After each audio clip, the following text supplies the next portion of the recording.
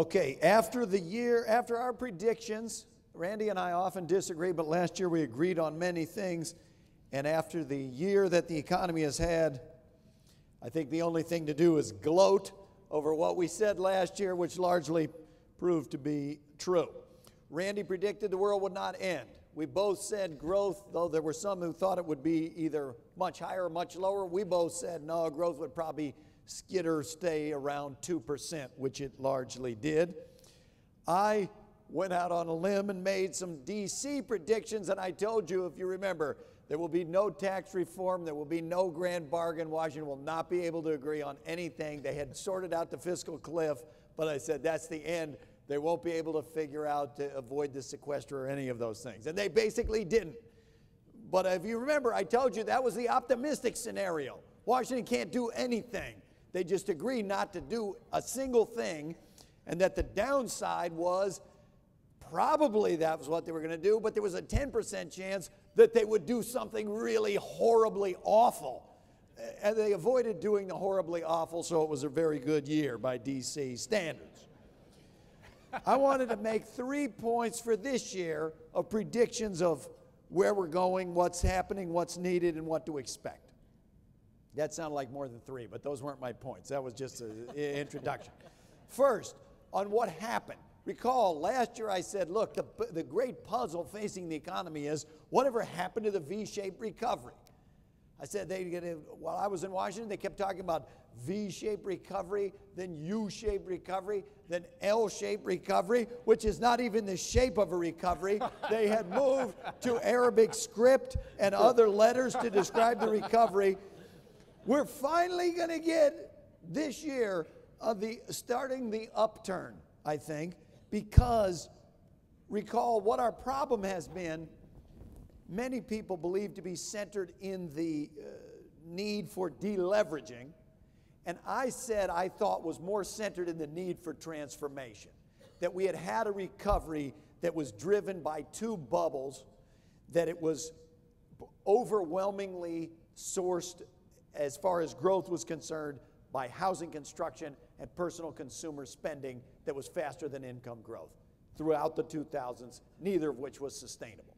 And that the data was obvious, the data's plural, right? Randy tells me it is. Okay, the data were obvious that we had to have more investment and more exports, and that slowly the economy was shifting to do that, but that was going to take time, and that's why we shouldn't expect to see V-shaped recovery.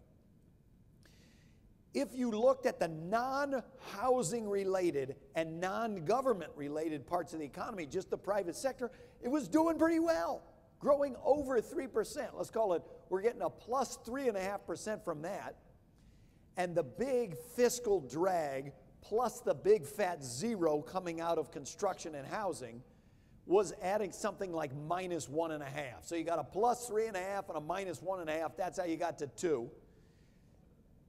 The good news that's happening is not so much that the 3.5 is getting higher, but the minus 1.5 is kind of turning itself into 0.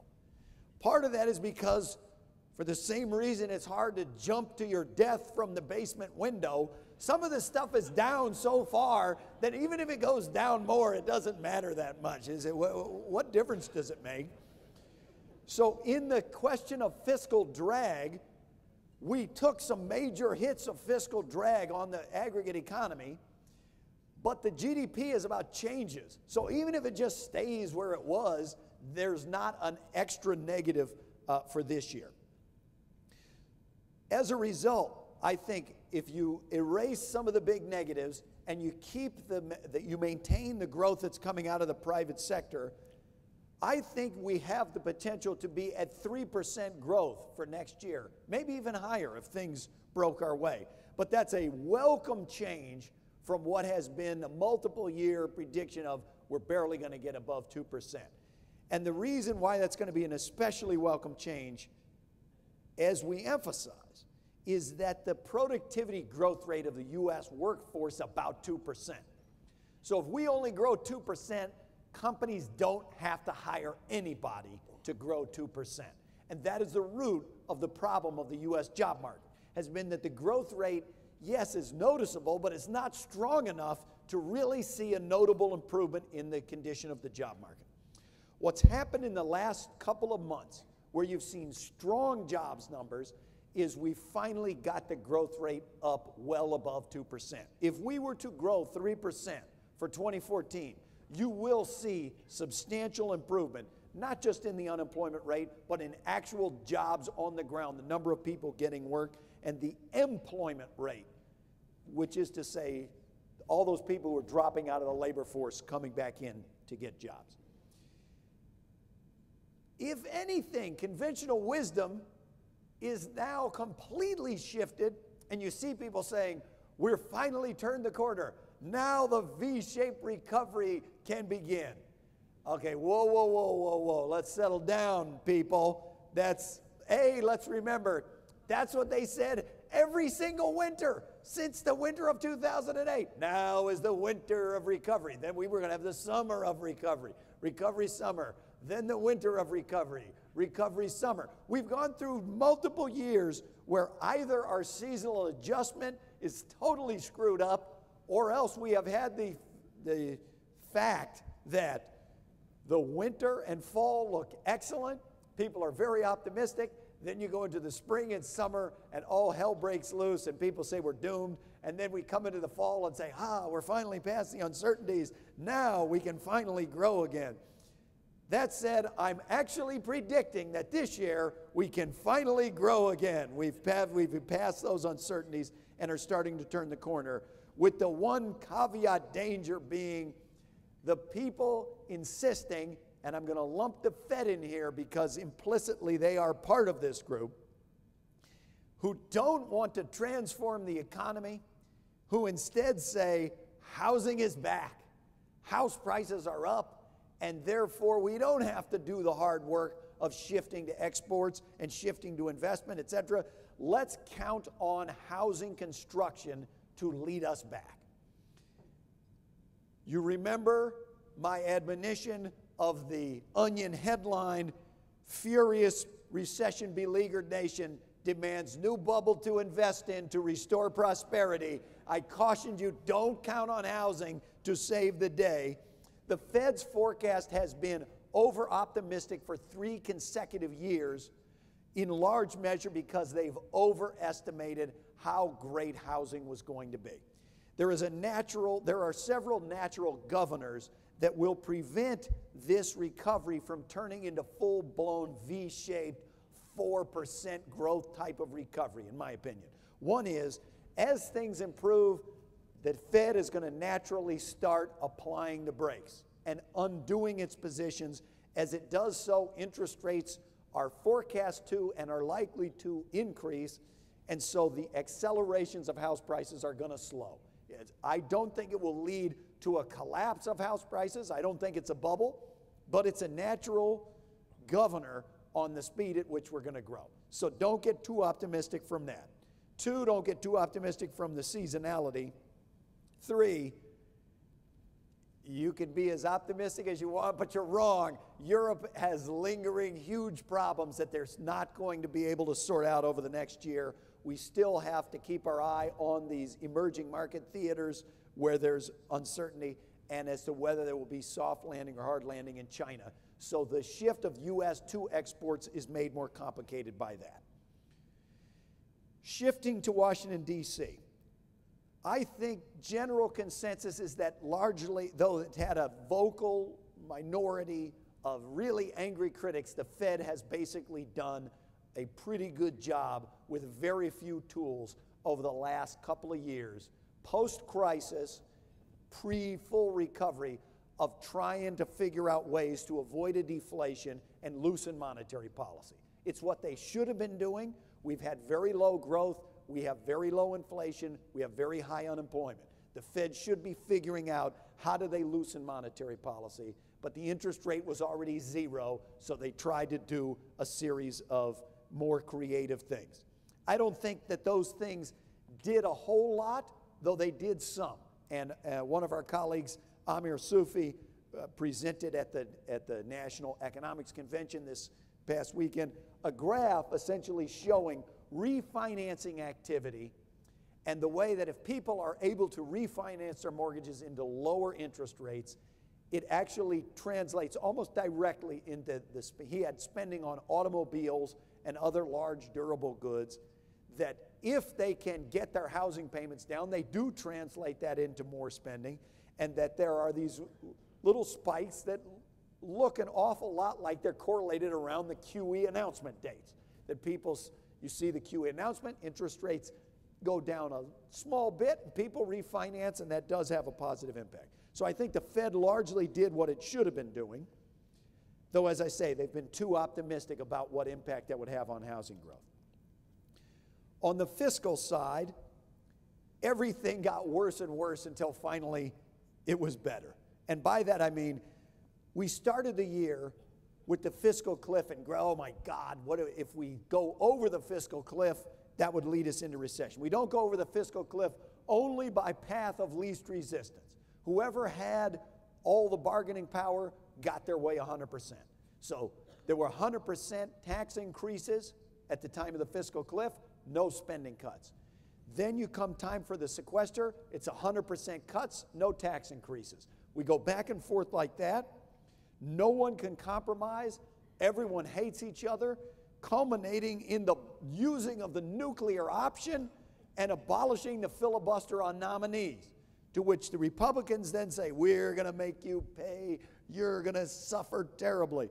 We go into the final fiscal battle of the fall, the government shutdown, and there my contention was this is happening because the two sides need to figure out who's going to win. That we, the American people, are sending them totally mixed signals, dysfunction in our own minds. We want them to cut the deficit. We don't want them to cut spending. We don't want them to raise taxes. We don't want them to touch entitlements. We want them to do something. And while we're telling them all this stuff, they can't figure out whose side are we on. That if we would make clear who we thought was at fault for a government shutdown, then it will resolve. They'll just get it over and done with. That's essentially what played out. The Republicans were found at fault in public opinion polls. Even the Tea Party leaders themselves, in their own home state polls, their popularity began to plunge.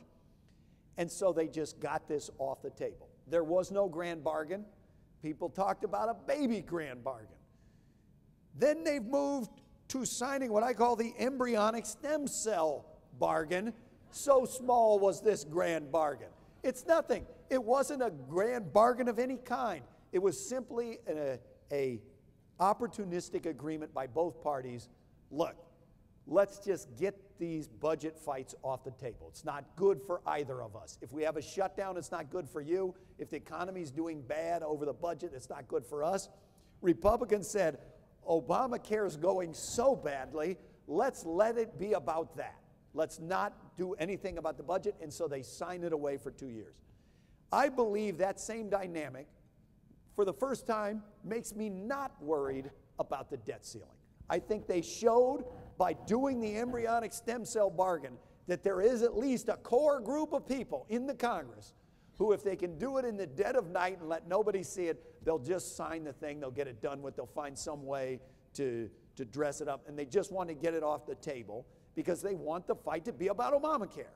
And the administration feels that they can turn it around and Obamacare will end up being a positive, and the Republicans say, never, that'll never work. And as long as they're going to have the fight about that, I think it will work fine. They won't have a fight about the debt ceiling. As a result, there won't be a drag on the economy, and that'll be good for all of us. The two pieces of news that the fiscal situation and fiscal arguments have had on the economy are, number one, for a variety of reasons we understand and for a few we don't understand, there has been a tremendous decrease in the deficit of the United States in the short run and the forecast for the long run. The parts that we understand are the economy's improved, so of course tax revenue comes in better and spending goes out less, and so that part was forecastable. And we had the sequester come in, we had a series of tax increases and spending cuts, which also contributed.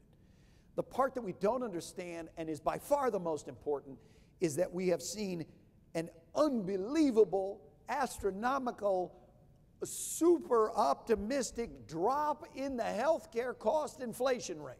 Over the last 3 years, healthcare costs rose at the lowest rate in 50 years. At first, the tendency was to attribute 95% of that to the recession. Well, the economy has improved and that slow rate of growth has continued.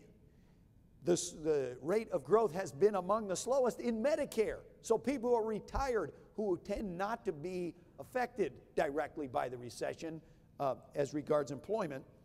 So now most health economists do not think that the majority or possibly even any of the slowdown of healthcare costs is coming from the recession. We don't fully know why it is. Is it from pressures from business built up over 25 years that they're focusing more on costs and trying to limit it? Some of it, I think you do have to attribute to some of the changes in Obamacare. So if you look at Medicare, there were cuts to Medicare that said things like if you get center line infections and have to be readmitted to the hospital, the old policy was every admission you get a payment in Medicare. They changed the policy. They said if something happens that shouldn't have happened at the beginning, like these kinds of infections, you won't get paid for the readmission. You will be on your own dime. There's a 1.5-year period in which the readmission rates and the incidence of these infections drops 40%. So it's certainly suggestive that the financial incentives affected some of the behavior. But if this continues, if even half of this slowdown continues, the implications for the U.S. budget would be tremendously great because ultimately healthcare costs were the thing bankrupting the U.S. government budget.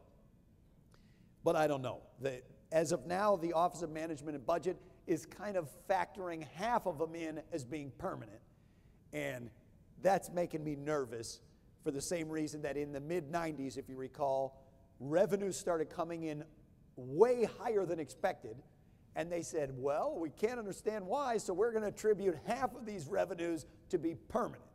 Well, it turned out it was because the stock market was growing 35% per year, and they were implicitly saying, okay, we'll count on it growing 25% per year forever. And if that happens, we're going to have a multi-trillion-dollar surplus. Okay, none of those ever developed. That could happen here, but it's something that we should keep our eye on, and I'm going to forecast that it does continue for this year, making the job substantially easier. So overall, I'm fairly optimistic that the growth rate kicks back up, the unemployment rate starts dropping noticeably, and people start actively saying, hey, this kind of feels like recovery this year. It's not going to look like 1984, but it's going to look a lot better than where we have been.